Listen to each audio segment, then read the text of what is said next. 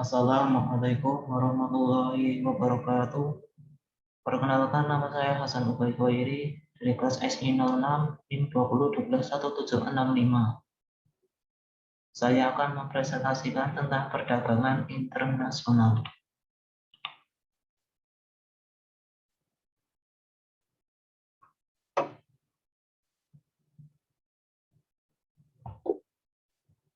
Langsung saja ke slide-nya. Pengertian perdagangan internasional. Perdagangan internasional. Perdagangan internasional adalah suatu proses tukar-menukar atau jual-beli barang dan jasa yang terjadi antara dua negara atau lebih. Dalam perdagangan internasional mengenal dengan adanya ekspor dan impor. Ekspor yang artinya kegiatan menjual barang dan jasa dari dalam negeri ke luar negeri. Impor yaitu kegiatan membeli barang dan jasa dari luar negeri. Negara yang mengimpor barang disebut dengan negara importir.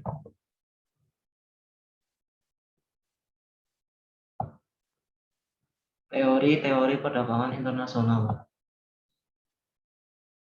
1. Teori keunggulan mutlak dikemukakan oleh Adam Smith.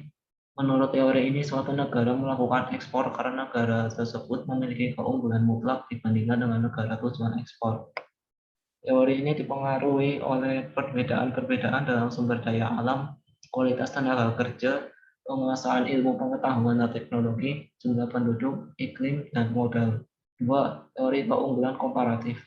JS Mill beranggapan bahwa suatu negara akan mengkhususkan diri pada ekspor barang bila negara memiliki keunggulan komparatif atau keunggulan relatif terbesar, dan akan mengkhususkan melakukan impor barang bila negara memiliki kerugian komparatif atau kerugian relatif.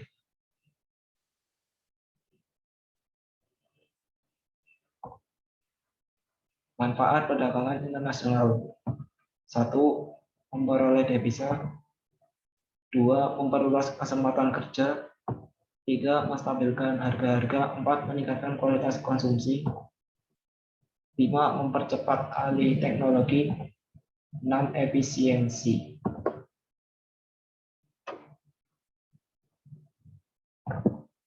Faktor pendorong dan penghambat perdagangan internasional. Faktor pendorong perdagangan internasional. 1. Perbedaan sumber daya alam. 2. Selera. 3. Penghematan biaya produksi atau efisiensi. 4. Perbedaan teknologi. 5. Memperluas pasar. Faktor penghambat perdagangan internasional. 1. Tidak amannya suatu negara. 2. Kebijakan ekonomi internasional oleh pemerintah. 3. Tidak stabilnya kurs mata uang asing.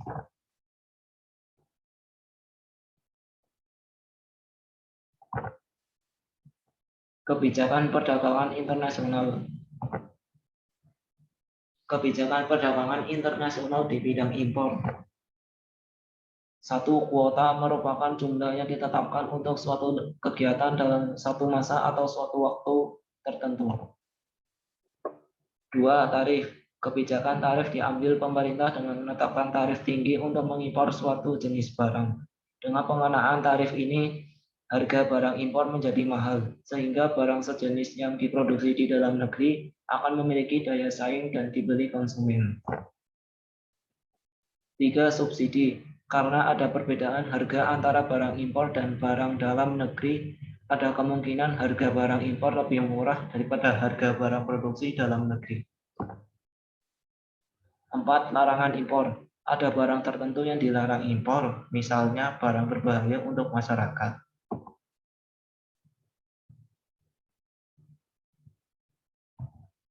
Kebijakan perdagangan internasional di bidang ekspor. 1. Diskriminasi harga adalah suatu tindakan dalam penetapan harga barang yang berbeda untuk suatu negara dengan negara lainnya. 2. Pemberian premi atau subsidi. Kebijakan yang diambil pemerintah untuk memajukan ekspor adalah dengan memberi premi kepada badan usaha yang melakukan ekspor. 3. Dumping adalah kebijakan yang diambil pemerintah dengan menetapkan barang ekspor lebih murah daripada barang di dalam negeri. 4. Politik dagang bebas merupakan suatu kebijakan yang membuat pemerintah memberi kebebasan dalam ekspor dan impor.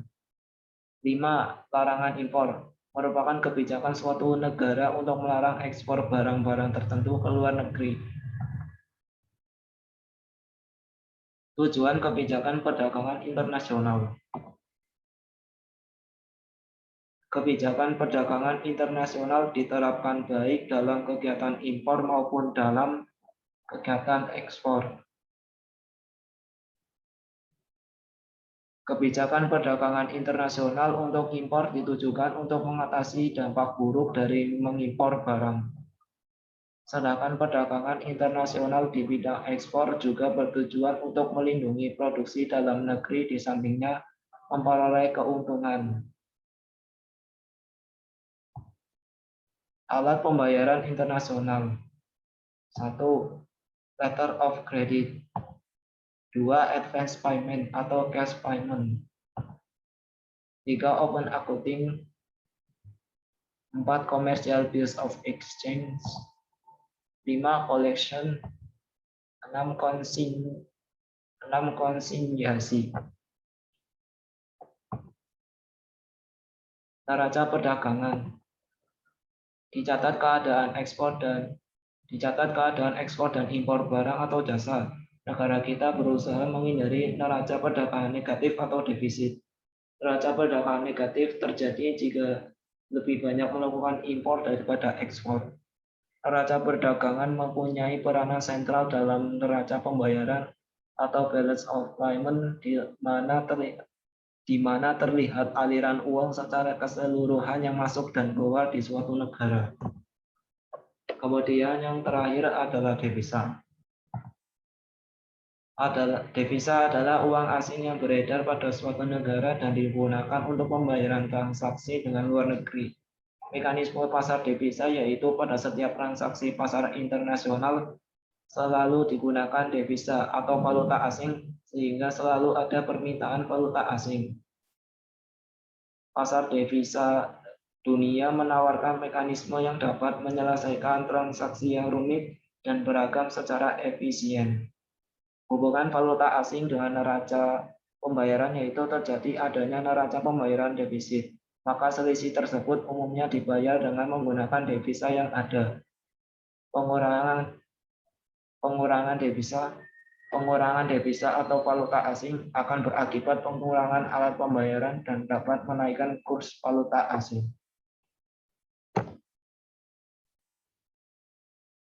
Berikut tayangan video ini. Selamat menikmati dan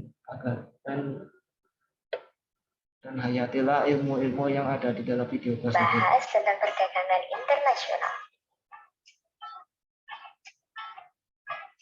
Tahukah kalian bahwa barang-barang dan jasa yang ada di sekitar kita tidak semuanya kita produksi sendiri, tetapi kita membutuhkannya.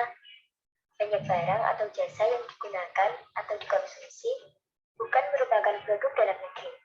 Misalnya mobil, komputer, dan sebagainya.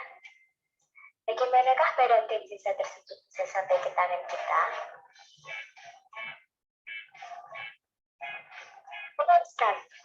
Barang dan jasa tersebut sampai ke tangan kita karena adanya perdagangan internasional. Nah, sekarang tahukah kalian apa yang dimaksud dengan perdagangan internasional? Perdagangan internasional adalah transaksi barang dan jasa melalui kegiatan ekspor dan impor yang melibatkan antar negara pada skala internasional. Perdagangan internasional ini juga didasarkan pada keunggulan komparatif. Nah, adanya perdagangan internasional ini karena disebabkan oleh beberapa faktor. Tahukah kalian faktor apa saja itu? Faktor penyebab timbulnya perdagangan internasional antara lain adanya perbedaan sumber daya yang dimiliki negara yang satu dengan negara yang lain, adanya perbedaan hasil produksi dan hasil alam, adanya perbedaan kualitas penduduk yang ditinjau dari segi pendidikan, ekonomi, sosial, dan budaya. Berkembangnya sistem komunikasi dan sarana transportasi, adanya spesialisasi produksi, dan yang terakhir adanya perbedaan selera. Dengan adanya perdagangan internasional ini, kita memperoleh banyak manfaat loh. Apa saja manfaat perdagangan internasional? Manfaat perdagangan internasional diantaranya adalah dapat memperoleh barang atau jasa dengan harga yang lebih murah, dapat memenuhi kebutuhan akan barang dan jasa, mendorong kegiatan ekonomi dalam negeri, memperluas lapangan kerja, merupakan sumber pendapatan bagi negara, menambah jumlah barang dan kualitas barang, dan yang terakhir menciptakan suatu kerjasama dan persahabatan antar negara. Dalam melakukan perdagangan internasional, tentu saja juga ada hambatan yang terjadi di dalamnya. Hambatan perdagangan internasional antara lain adanya ancaman perang, perbedaan tingkat upah, peraturan atau kebijakan negara lain, dan tidak stabilnya kurs mata uang asing. Terdapat beberapa perbedaan antara perdagangan dalam negeri dan perdagangan internasional. Dalam perdagangan internasional, tentu saja ada dampak negatif dan dampak positifnya. Dampak positif dari perdagangan internasional antara lain kebutuhan akan barang dan jasa yang tidak dapat diproduksi di dalam negeri menjadi terpenuhi. Perdagangan internasional mendorong setiap negara ke arah spesialisasi dalam memproduksi barang berdasarkan keunggulan komparatif yang dimilikinya. Mendorong keinginan untuk meningkatkan produksi. Perdagangan internasional bisa mendorong laju pertumbuhan ekonomi. Selanjutnya, perdagangan internasional juga membuka wilayah pasar baru yang lebih luas bagi produk-produk dalam negeri. Pengaruh yang sangat penting dari perdagangan luar negeri terhadap sektor produksi adalah berupa peningkatan produktivitas dan efisiensi pada umumnya. Dengan makin luasnya pasar, produksi bisa diperbesar dan dilakukan dengan cara yang lebih murah dan efisien. Perdagangan internasional dan hubungan luar negeri pada umumnya dikatakan sebagai media yang penting bagi penyebaran teknologi dari negara maju ke negara-negara yang belum maju. Dengan adanya perdagangan internasional, juga dapat menambah pendapatan atau devisa negara. Selain itu, juga membuka kesempatan kerja baru. Dan yang terakhir, kita dapat memperoleh barang dan jasa dengan mudah dan murah akibat adanya efisiensi dan spesialisasi dalam proses produksi. Sedangkan dampak negatif dalam perdagangan internasional antara lain, pertama, terjadinya perubahan pola dan kebiasaan konsumsi yang tidak sesuai dengan tahap perkembangan ekonomi akibat dibukanya hubungan dengan luar negeri. Kedua, adanya kecenderungan bagi masyarakat untuk melakukan tindakan konsumsi secara berlebihan. Ketiga, mundurnya industri dan produksi dalam negeri kalau masyarakat lebih menyukai produk-produk luar negeri. Dan yang terakhir, munculnya ketergantungan kepada negara-negara maju sebagai pemilik faktor-faktor produksi. Untuk meminimalisir dampak negatif dari perdagangan internasional, maka pemerintah mengambil beberapa kebijakan dalam perdagangan internasional. Kebijakan-kebijakan tersebut antara lain menaikkan bea impor, mengendalikan impor, mengendalikan devisa, memperbesar ekspor, memberi subsidi dan premi ekspor, diversifikasi ekspor, dan mengendalikan harga. Nah, setelah kita membahas tentang kegiatan perdagangan internasional tadi, apakah kalian sudah paham tentang kegiatan? Ya, itulah adalah video tadi yang berjudul perdagangan internasional yang dijelaskan secara detail. Dan sekian dari presentasi saya. Apabila ada tutur kata yang kurang bermanfaat, mohon dimaafkan. Sekian, assalamualaikum warahmatullahi wabarakatuh.